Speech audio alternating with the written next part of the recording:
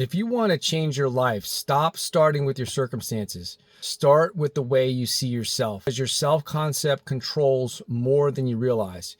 You will rarely outperform the identity you carry in your own mind. If you see yourself as inconsistent, you'll keep finding ways to quit. If you see yourself as unlucky, you'll notice every setback and ignore every opportunity. If you see yourself as someone who struggles, struggle starts to feel normal. That's the problem. People try to change the results without changing the person creating those results.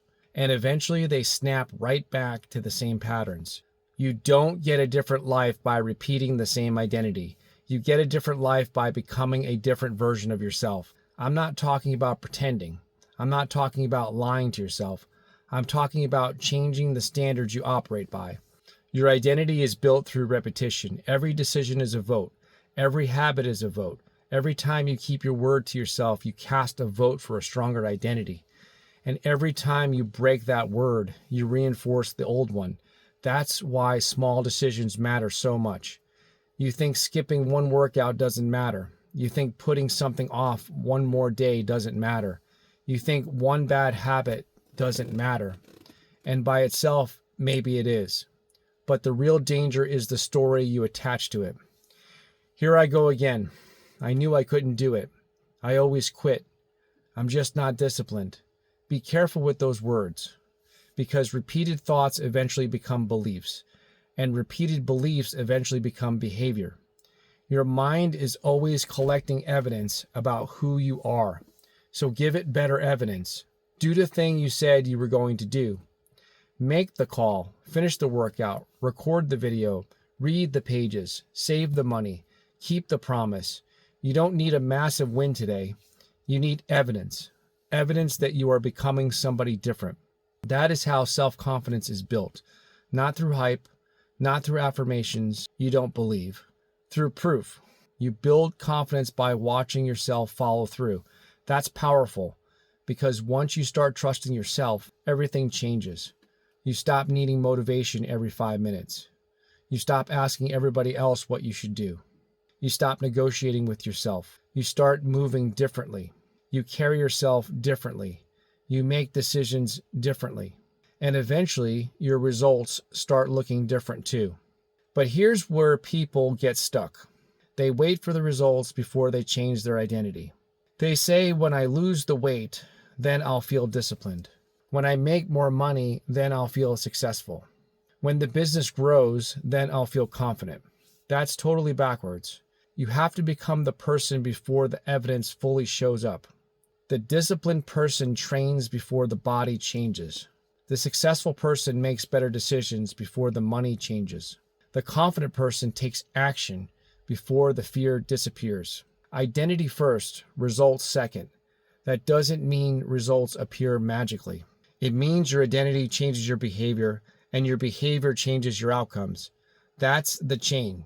Thoughts, beliefs, identity, actions, results. Change the chain at the beginning, and eventually the ending changes too.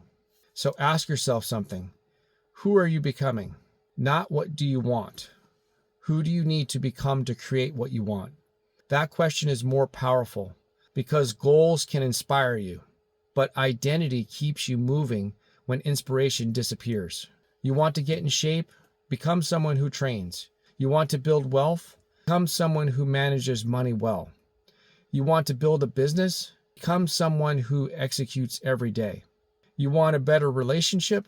Become someone who communicates, listens, and keeps standards. Stop asking only what do I want.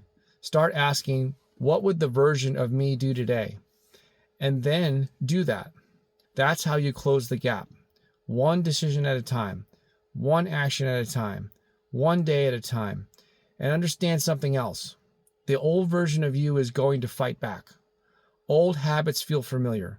Old excuses feel safe. Old thinking feels comfortable. That doesn't mean it's right. It means it's familiar. And familiar can keep you trapped for years. Growth often feels wrong before it feels normal. Remember that. Growth often feels wrong before it feels normal. So when the new behavior feels uncomfortable, don't automatically retreat. You may simply be leaving an old identity behind. That discomfort can be a sign that you're changing. The goal is not to feel like the new person immediately. The goal is to act like the person consistently enough that it becomes normal. Eventually, what you once felt difficult becomes automatic. And one day you look back and realize something. You don't have to force yourself the way you used to be, because you're not pretending anymore. That's just who you are now. And that's the real goal, not temporary motivation, not one good week, not one burst of discipline. Identity change, because when your identity changes, consistency gets easier. Your standards rise. Your tolerance for excuses drops. And the old life starts becoming harder to return to. So here's your challenge. Pick one area of your life you want to change. Now ask yourself, what kind of person gets that result? How does that person think? What does that person tolerate? What does that person refuse to tolerate? What does that person do every day? Take one action today that matches that identity. Not tomorrow. Do it today. Your new life does not begin when everything around you changes. It begins when you do. Change the way you see yourself. Change the standards you live by. Change the decisions you repeat. And then the results catch up.